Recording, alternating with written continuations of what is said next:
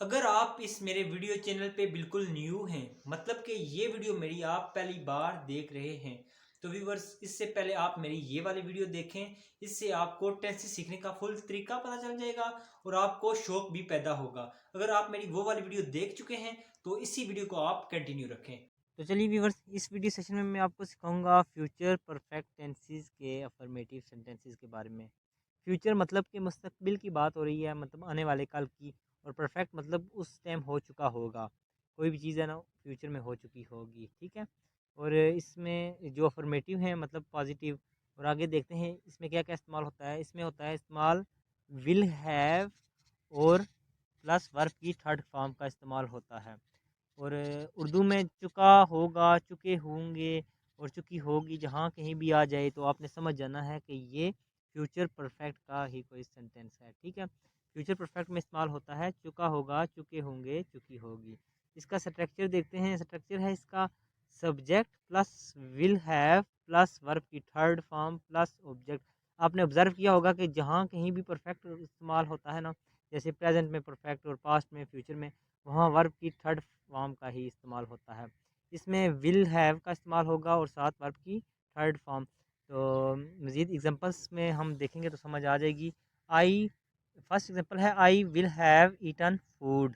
आई हो गया सब्जेक्ट, आगे हेल्पिंग वर्ब आ गई विल हैव, आगे वर्ब की थर्ड फॉर्म आ गई ईटन और आगे ऑब्जेक्ट फूड। मैं खाना खा चुका हूँगा, मतलब फ्यूचर में मैं खाना खा चुका हूँगा। सामने देखें जैसे मैंने टाइम और वर्क लिखा है, ये क्यों लिखा है? क्योंकि ये हमें टाइम के बारे में बताता है और वर्क के बारे में भी। टाइम कैसे देखें, मैं खाना खा चुका हूँगा, मतलब ये मैं खाना खा चुका हूँ गा, फ्यूचर की बात हो रही है। अगर कहता मैं था होता ना, तो मतलब ये पास्ट की बात होती। तो हो अगर ये चीज़ है, इसमें टाइम के बारे में पता चलता है। और काम कैसे पता चलता है, जैसे मैं खाना खा चुका हूँगा, मतलब मैं खाना खाने का काम कर चुका हूँगा। देखिए इसमें काम भी पता चल रहा है। तो नेक्स्ट एग्जांपल देखते हैं। He will have gone to work, वो काम पर जा चुका होगा। आसान है, थोड़ी सी तवज्जो करेंगे तो आप इजीली सीख जाएंगे। नेक्स्ट एग्जांपल है she will have applied. Apply, apply की थर्ड फॉर्म है अप्लाइड, अप्लाइड फॉर जॉब, वो नौकरी के लिए दरख्वास्त दे चुकी होगी। और नेक्स्ट एग्जांपल है you will have spend money, तुम पैसे खर्च कर चुके होगे।